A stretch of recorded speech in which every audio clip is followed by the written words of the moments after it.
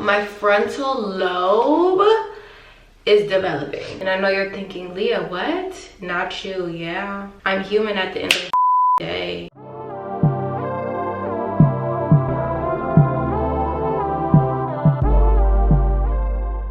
Good morning.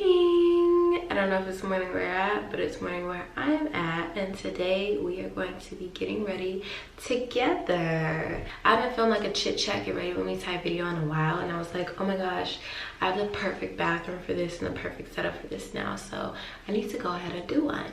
So today we're going to be getting ready while I tell you guys things that I would tell my younger self, and I'm kind of going to be reading myself for filth. So get your popcorn because we're gonna get into it.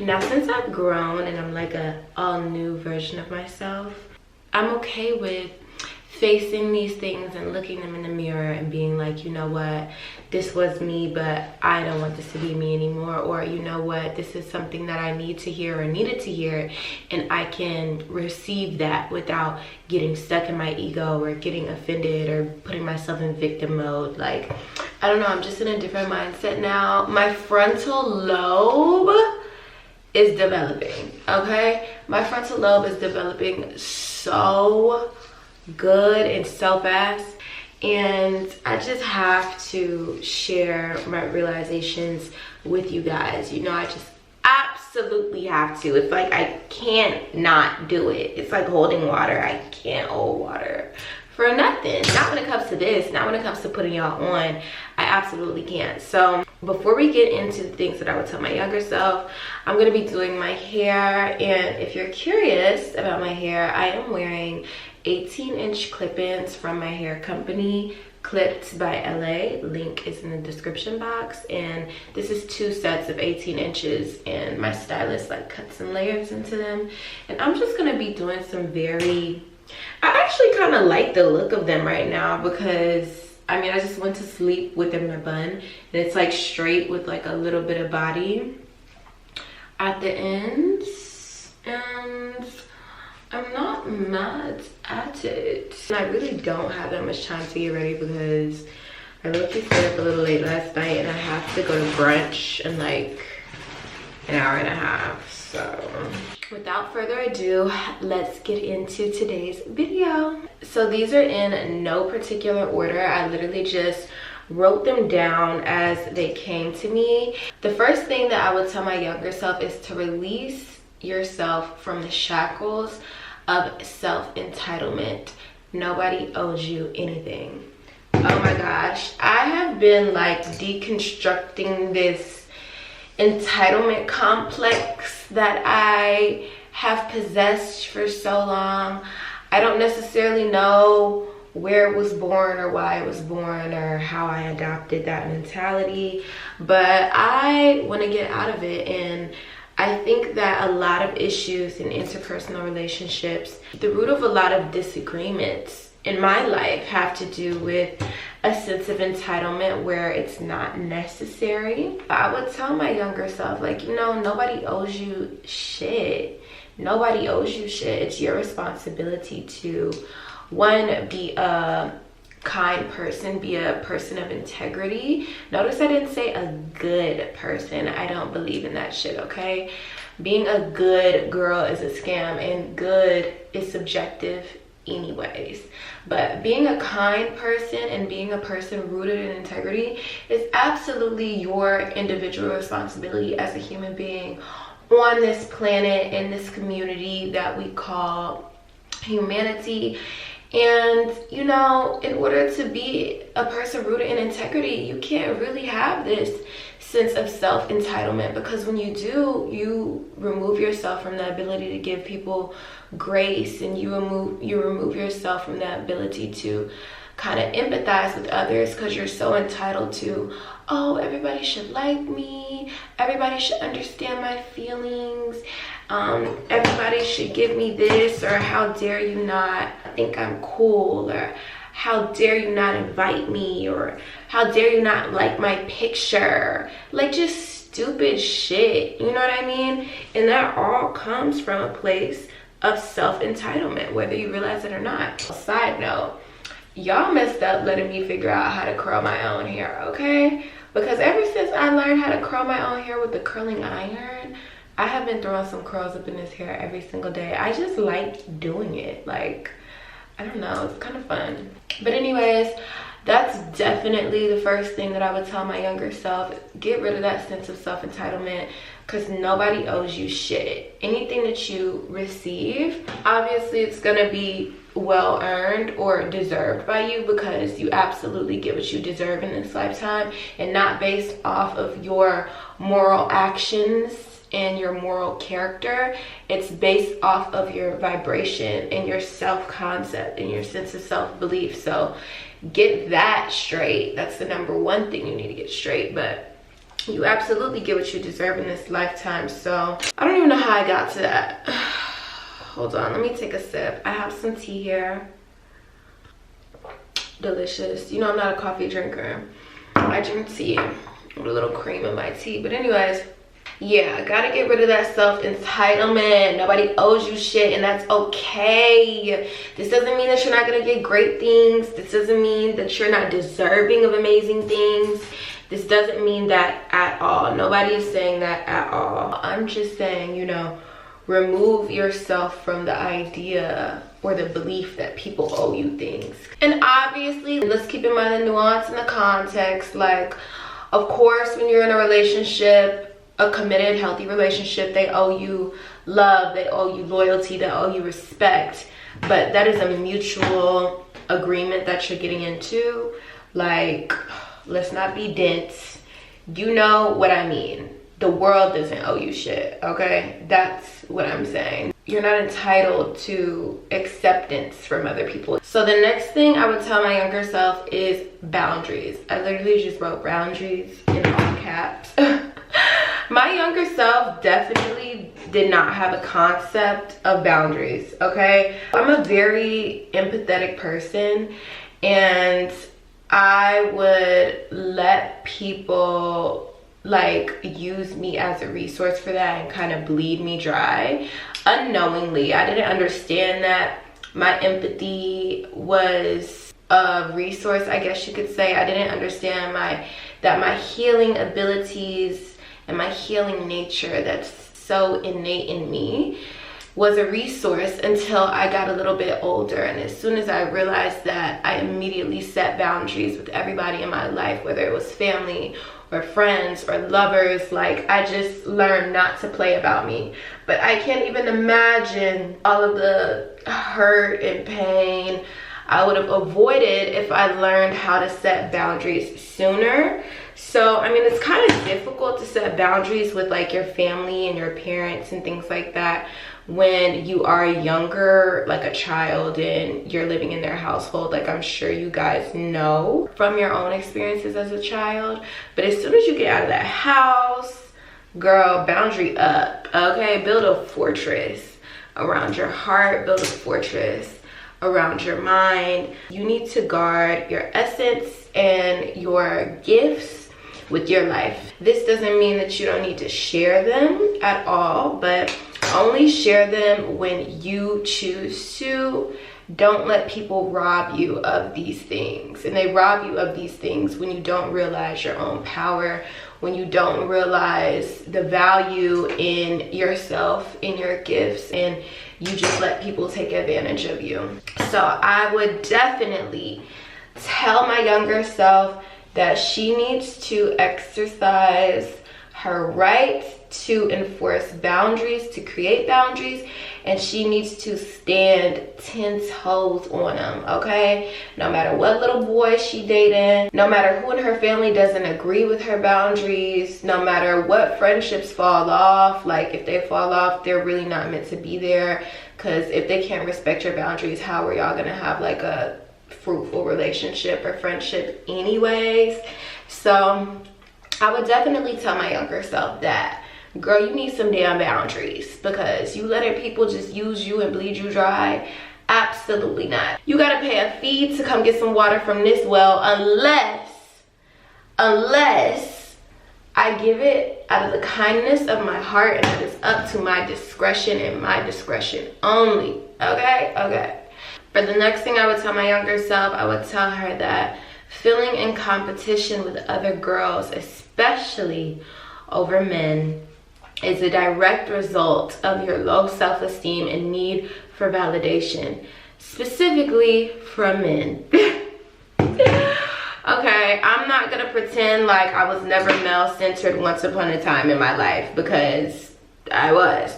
I mean, we're kind of programmed to be that way from an early age, so every woman has pretty much experienced this, unless you're like a rare unicorn. In that case, kudos to you. But I definitely, when I was younger, used to sometimes feel in competition with other women, especially for a man that I was dating or that was pursuing me, or whatever the case may be. I feel like when I became 21, 22, I understood how to not be in competition with women for other men, or for men, and not in the context of like, oh, these bitches ain't seeing me, like no bitch can compare, like she ain't even half of me. Like, you know, I'd say like when I became those ages, it wasn't even coming from an ego place. It was coming from a place of like, they're not the prize. Like, why would I be competing for you? You're supposed to compete for me. Like, she can have you. And you know what? Maybe it happened actually earlier. I think 21, 22 was a little late. I think I like really, okay, maybe 21. Yeah, 21. No, 20. I say 20. Yeah, 20. 20 is when I like really wrapped my head around this and stopped like competing for men. It's so tricky, especially if you are a young woman who deals with men that are older than you, which I mean tomato, and I mean significantly older, like over 5 years older. I wouldn't advise any of y'all to date anyone more than 5 years older than you. I know that that's like a popular thing right now, and it's always going to be a thing in society, but I just don't really see, I think it does a little bit more harm than good for multiple reasons. As a young woman especially, you are very, very, very impressionable, especially by the men that you deal with. So you just have to be mindful, extremely mindful, that the playing field is level. And a lot of times when you're dealing with a man that is like more than 5 years older than you, yes, he may have more money, yes, he may be more established, and you may feel like he could teach you things and but the playing field is not level in a lot of ways. It's just not level, and there's nothing that you could do to convince me that it is, because it's not. And if that is the dynamic that you want to enter, then knock yourself out. But if you were like me and you're a little bit more interested in the playing field being level and you two being equally yoked, as they say, then I would say definitely date someone within 5 years of your age range. 5 years older, I would say. I wouldn't necessarily go younger, me personally, not a cougar. And I'm in a relationship, I love my man, and he is 1 year older than me. But yeah, I definitely prefer it this way. After doing that when I was younger and doing this and having dated people like a little closer to my age, I definitely prefer it this way. But you would also have to get out of your ego, out of that sense of entitlement, out of kind of unrealistic expectations if you are going to date a man closer to your age, because they're not going to be, I mean, I'm with unicorn, but on average, they're not going to be as established as a 40-year-old, 45-year-old, 35-year-old man. Like, they just haven't had enough time to get there. Sometimes that's the case, but most of the time it's not, and you have to be aware of that, and you have to be okay with that before you you know, consciously go into that. But anyways, no matter what he says or how he tries to convey it, or what he has or what you feel like he can give you, he is absolutely not the prize, okay? No need to keep banging on the door when God owns the whole house. And that's all I will say about that. For the next thing, I would tell my younger self that being mean-spirited or unnecessarily judgy doesn't make you better or more powerful. It's just overcompensation for your internal feelings of inadequacy. This behavior is a way to overemphasize strengths or seek external validation to counterbalance perceived weaknesses and feel superior or more worthy. Yeah.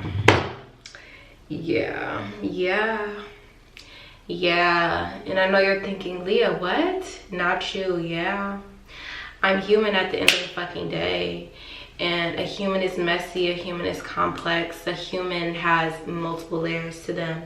And one of my layers at my deepest core as a child was a deep sense of inadequacy. And I think it's because of, well, actually I know it's because of my environment. I grew up in a sense of, actually I don't know if I'm gonna let y'all into my lore on this YouTube video. If you want to be let into my lore and learn a little bit more about this, I got something for you, okay? I got something that I'm creating for you, where we'll go a little bit more in depth into just like my story and my experience and teaching you guys from that place.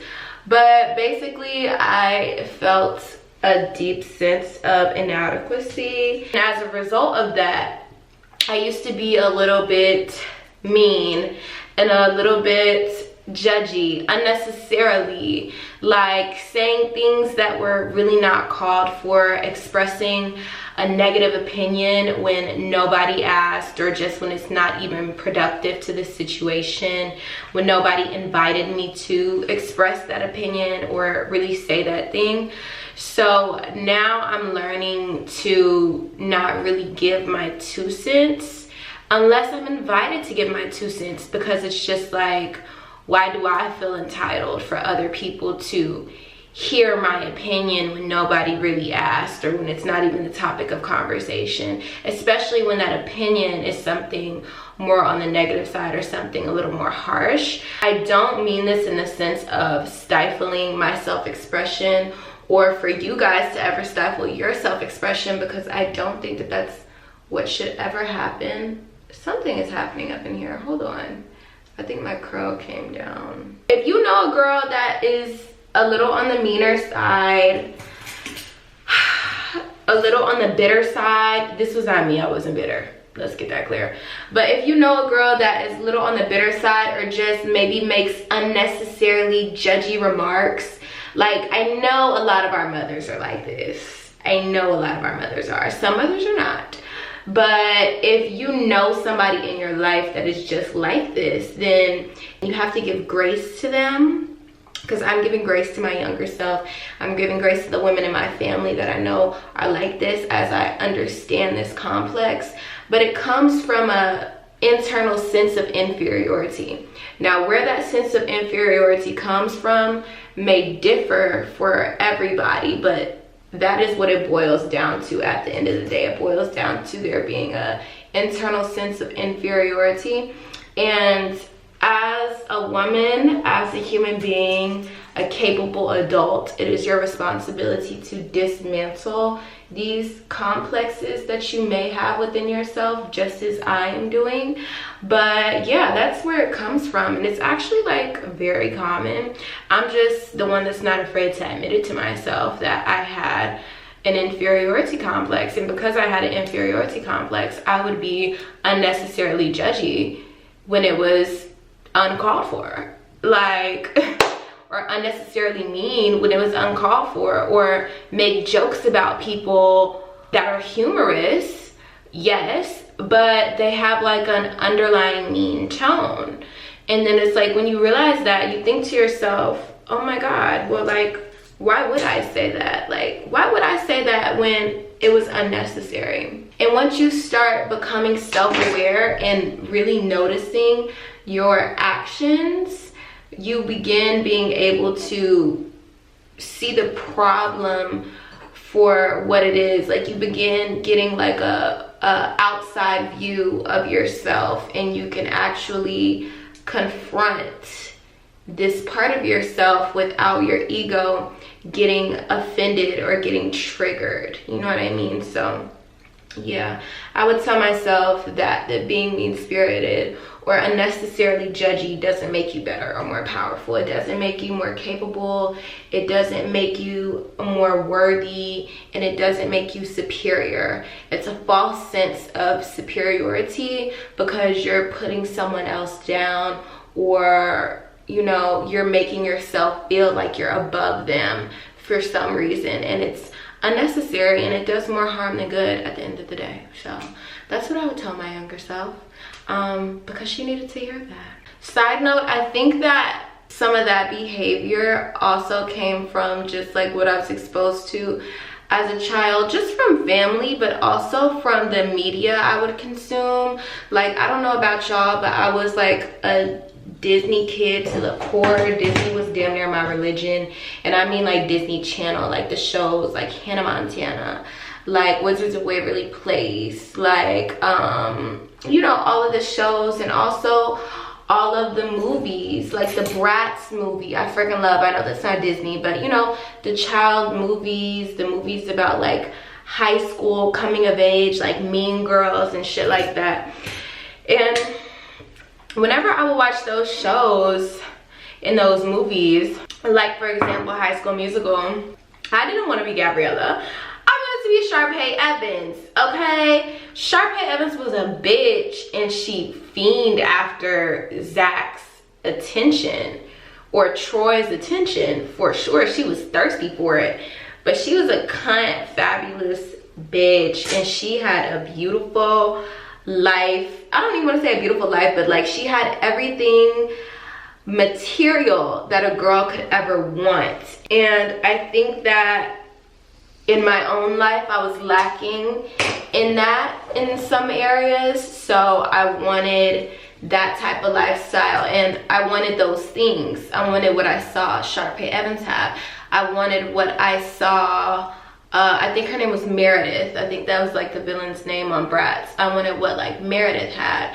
I wanted what Gretchen had. I wanted all of what they had. I didn't really care about the Good Girls or whatever the hell they had, because it really wasn't cool to me. And I think that as an impressionable young mind that consumes so much TV, so many movies, so much media, like I was a TV child to the core. I think it does also contribute to my humor, which I love, but I think that that really had an impact on my subconscious mind and the way that I began to navigate the world as a child. Watching those things impacted how I understood relationship dynamics, how I understood life.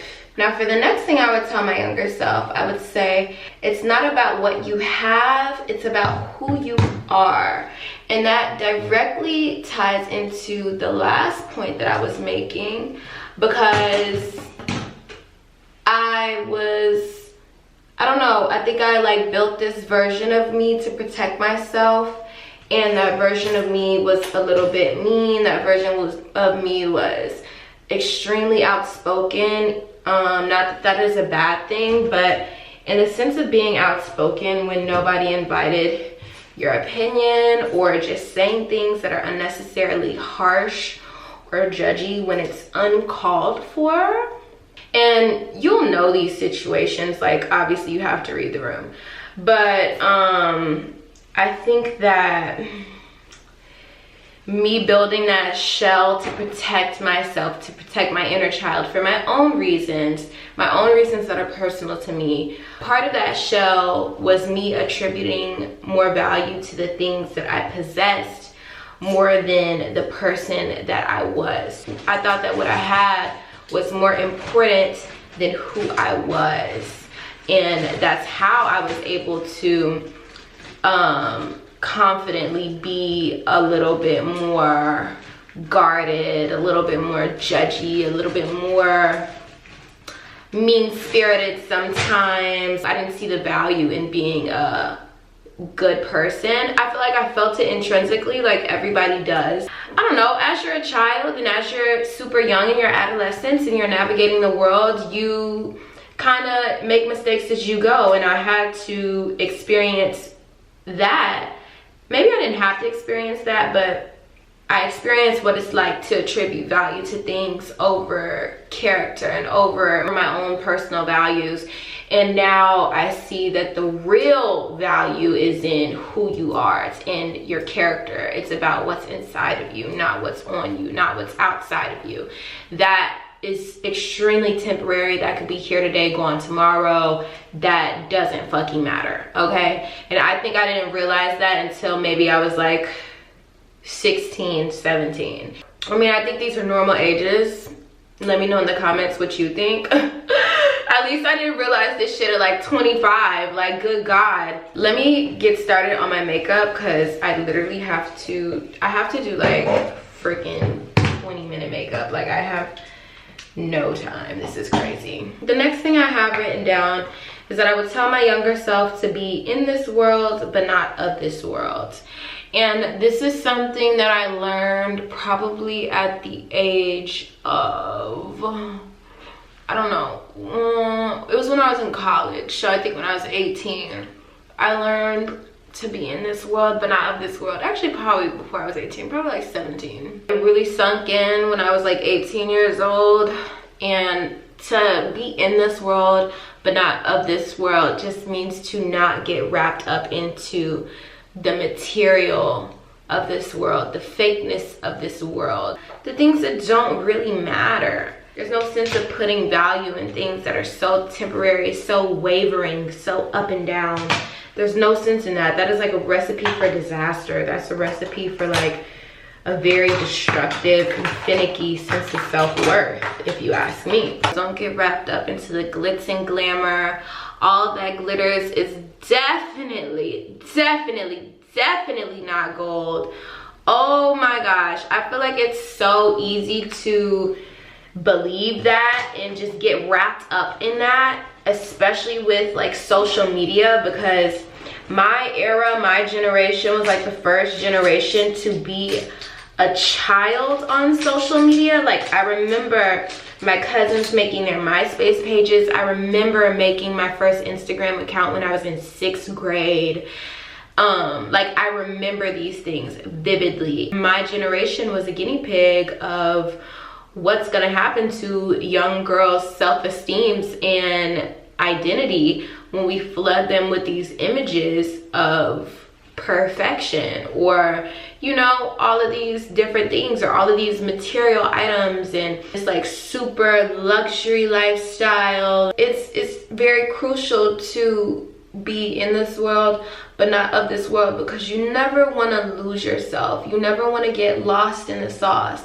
And if you are in this world and of this world, you are lost in the sauce completely, because everything that you do, everything that you are, all of your actions stem from a place of internal lack. They stem from a place of only having material desires, you know what I mean? And it's nothing wrong with material desires, but when that's the only thing that you're focused on, when all you can care about is like getting the new bag or impressing so-and-so or having the partner because they make you look good, or y'all take cute photos or some dumb shit like that.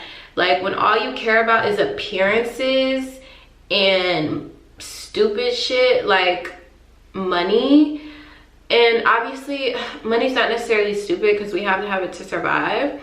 Money's not stupid. I respect money. I love money. Money loves me. Okay, in case there's any money in the ethers waiting to come to me. But whenever you place so much value in material items, in things like money, in things like status, in things like fame, then you get lost in the sauce. You become in this world and of this world, and you don't want to be lost in the sauce. You don't want to be of this world, because you are a spiritual being having a human experience. You're not a human having a spiritual experience. So you have to remember, one comes before the other, and this is just a blip in time in the grand scheme of things. And you don't want to get so wrapped into this world that you forget that there's something bigger. You forget to have compassion and give grace and be kind, because all you care about is winning, or all you care about is getting money, or all you care about is fucking people over. Like, be in this world but not of this world. Don't get lost in the sauce. Next thing that I would tell my younger self is that life favors the rule breakers. You decide what's wrong and right for you, not society. I feel like this is something that I tell you guys in so many different ways all the time. Like, don't be afraid to break the rules. What does breaking the rules look like? Breaking the rules looks like not being a stereotypical good girl.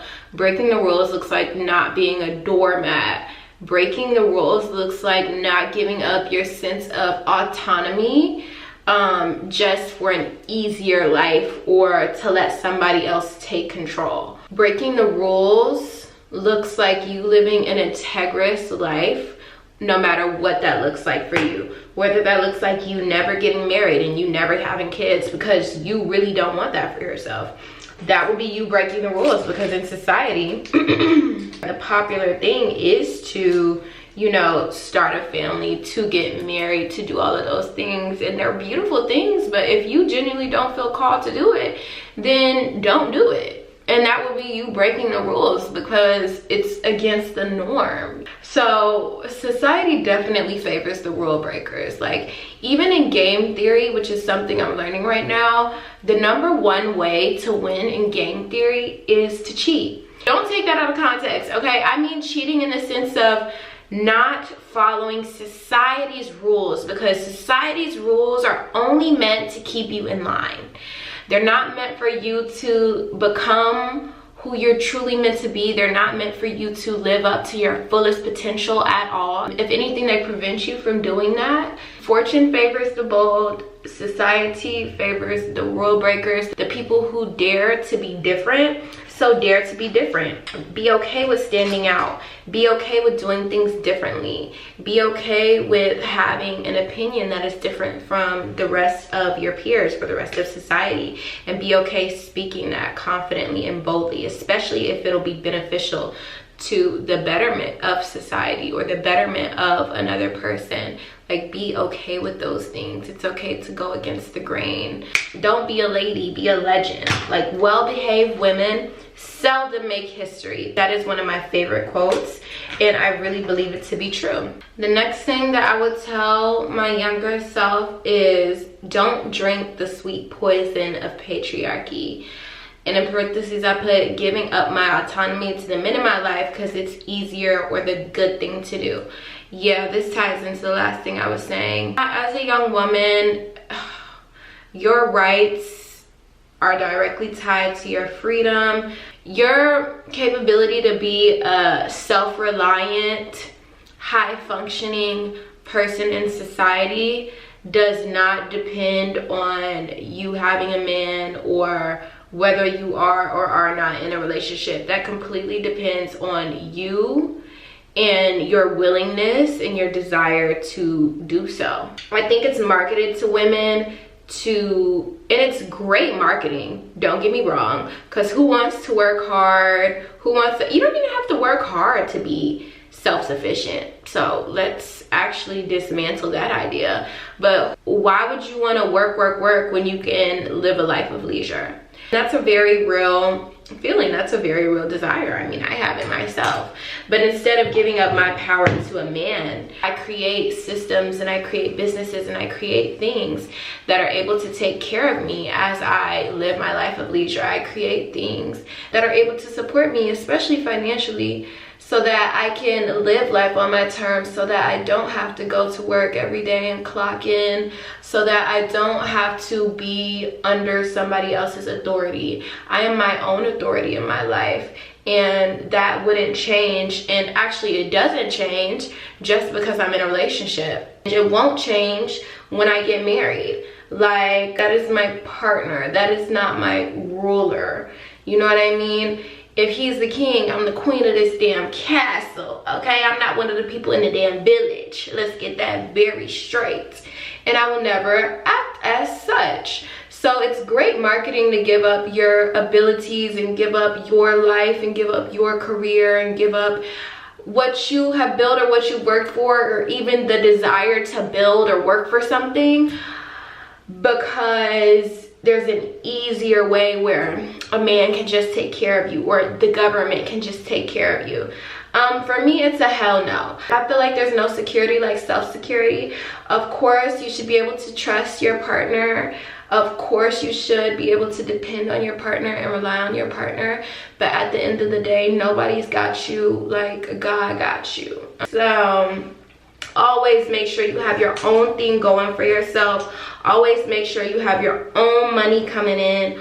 Always make sure that you have something that is just for you, that doesn't have to do with you being a girlfriend or a wife or a mother or a daughter. It's something that is just for you, something that makes a difference in your life, some type of work that you feel is important, something that makes you feel like you're contributing to society in a meaningful way. That's up to you to figure out, but yeah, don't drink the sweet poison of patriarchy. It seems like it'll be better, it seems like it'll be easier, until you look up and you can't make any of your own decisions because somebody else is controlling all of your resources and you can't do shit about it. It sounds like hell to me. I don't know about you. But it sounds like hell to me. And I'm not gonna do, oh, I know what I'm gonna do for eyeshadow. I'm not really gonna do shadow, I'm just gonna put bronzer on my eyes just to give it a little zhuzh. But yeah, notice I didn't do my eyebrows, because right after I freshly do my eyebrows, they just look so good that I only put like some eyebrow gel on them, and I maybe carve them out with a little concealer just so they pop out a little bit more, but I don't really do anything other than that. The next thing that I would tell my younger self is that everything is about power and power struggles. Okay, this is me putting myself on game. Beauty is about power. Money is about power. Status is about power. If you want more power, you have to become empowered by giving yourself authority over your life. That is the only way you will have a true sense of empowerment. That is the only way that you will get true power in this life, by having power over yourself and over your own life. As soon as you give up that power to someone else or to something else because it feels easier, then you no longer have power over yourself. You give up your leverage, and it may seem like the easier thing to do, especially if you're lazy or if you don't have clarity or guidance on what you should be doing in life, or if you don't have like an internal sense of belonging or purpose. That's the word I'm looking for. If you don't have like an internal sense of purpose, but you just need to work a little harder or become a little bit more determined to find that sense of purpose outside of superficial things like how much money is in your bank account or your beauty or your status. Like, that has to come from a different place, an internal place where it's not so basic. So yeah, everything is about power. And I actually had this realization the other day. I feel like this is something I always intrinsically knew, but I feel like as I get older, the things that I already knew, I learn them again, or I just get to know them on a deeper level, a more intimate level. A TikTok that a girl made actually helped me realize this. I can't remember the creator's name, but she said something that like really shifted something in me. And she said that beauty isn't really empowering. Beauty is about power. And I feel like beauty can be empowering when you do it for yourself and not for, you know, other people's perceptions of you or to be accepted in society. But 9 times out of 10, you're doing it because of how other people will perceive you, and you feel like it will help how other people perceive you. And in a lot of ways, it absolutely does. Beauty is power. I feel like beauty is a weapon, and it should be used as such because it's one of women's most amazing weapons that always fucking works. Like, beauty and charisma combined, oh bitch, you're a threat. okay? Don't let a bitch have beauty and personality, and don't let the bitch be smart on top of that. She got brains too. I'm really just describing myself, but she got all of that triple threat. Be very fucking afraid. She could do damn near anything, okay? Because she's always 10 steps ahead. She has the beauty and the magnetism to draw people and draw things in, and she has the charisma to seal the deal. Beauty can be empowering, like I said, when it's done for you, when it's done in a sense of self-care or devotion to self. It for sure can be empowering, but most of the time beauty is strictly about power, and it's about having power over your reality. It's about having power over your experience. It's about having power over other people, because beauty is kind of like a spell. That's why it's called glamour magic. It puts people in a trance. It seduces people. It draws in attention. So beauty is for sure about power. Money is for sure about power. Money for men is what beauty is for women. And I mean, there's nothing wrong with it. I don't think this is a taboo thing. It just is what it is. The same way beauty draws in men for women, the same way beauty draws in admiration and respect for women, that is how money draws in admiration and respect for men. That is how money draws in women and potential partners for men. So it's about power at the end of the day. It's about power. It's about, you know, being able to have power over other people. And once you wrap your head around this simple concept and understand, oh, I forgot to put on the eyeshadow, and understand that this is all about power and power struggles.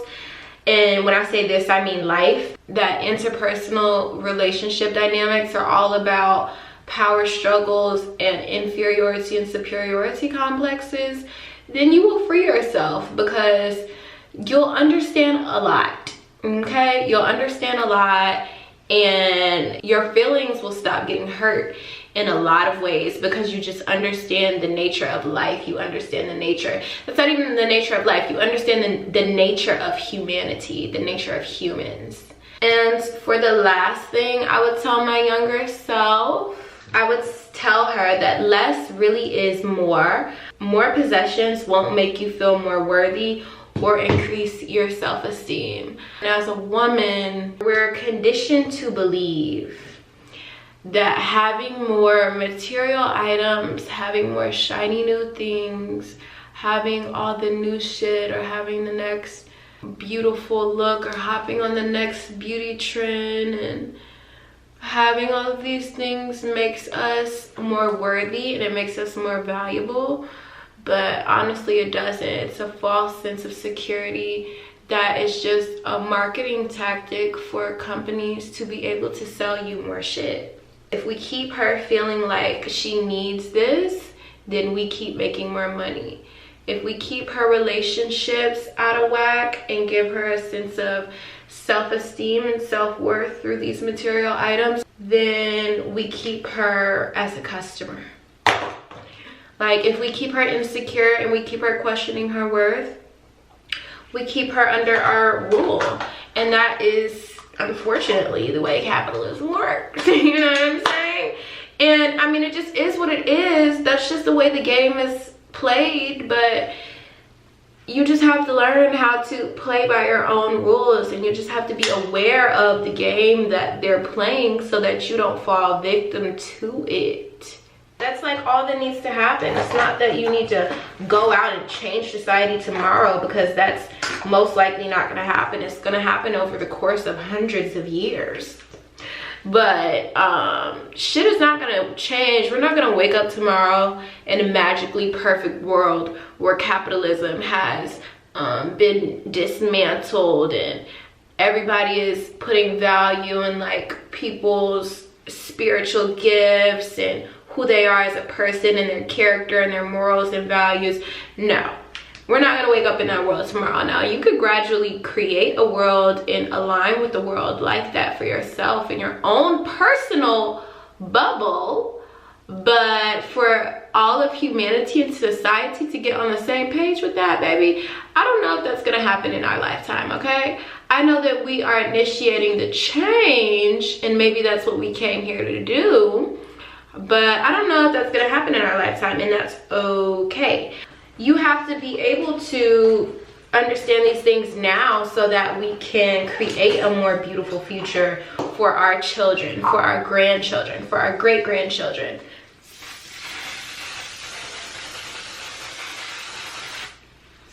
Hold on, let me go get my lip combo real quick.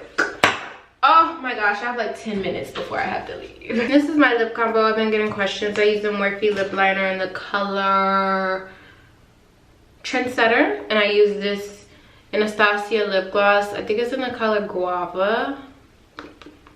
This is a Lancome lip oil, and I believe it's in the color number 10, and I just throw this on top.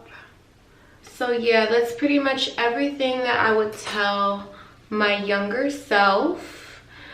I still became the version of me that I am today, which I thank God for, but I think that, you know, I could have avoided some painful experiences had I really known the things that I knew now.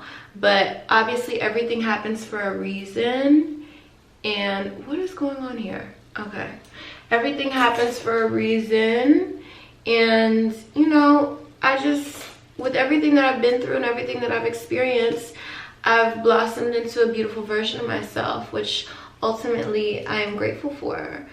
Even the pain, like even the painful experiences, I am grateful for. Like, were they absolutely necessary? Maybe not, but they made me stronger, they made me wiser, and they're helping me help others. So I really wouldn't change anything for the world, but I wanted to make this video today to just potentially help one of you guys, because you don't have to learn through trial and error, and that is something that I'm realizing fully as my prefrontal cortex develops. You don't have to fuck around and find out. That's a great thing because it develops courage and it develops confidence. But at the same time, you should be able to learn from other people's mistakes so that you don't have to repeat the same mistakes, and so that you could advance even more than they may have ever advanced, because you were able to extract the lesson without having to go through the experience and experience all of those consequences that come with fucking around and finding out. So that was the purpose of today's video. I hope you guys really enjoyed it. Let me know if you like this style of video, because I can for sure make some more get ready with me, chit chat get ready with me's, because I have the perfect setup for it now in my new place. And I love a good chit chat get ready with me. Like, I love beauty because I love power. No, but I love self-adornment. You know how I preach to you guys about self-adornment and taking care of yourself. This is the hair and the makeup. Everything came out good. Really quick makeup look, really quick little curl. Don't forget to like the video, to comment, and to subscribe. Stay a while, because I've been really consistent lately. Hand clap for that, okay? But stay a while, because I have some really cool things coming for you. Like I said, I'm working on something for you guys, something where we'll get to have some one-on-ones, and I'll get to teach you guys some valuable things. I'm working on it now. I can't really speak too much about it, but just stay tuned for that and stay on the lookout for that. And make sure you have that notification bell on so you can be notified when I post a new video and you don't miss out. Okay, I hope you guys have an amazing day. I will talk to you in my next video. Bye.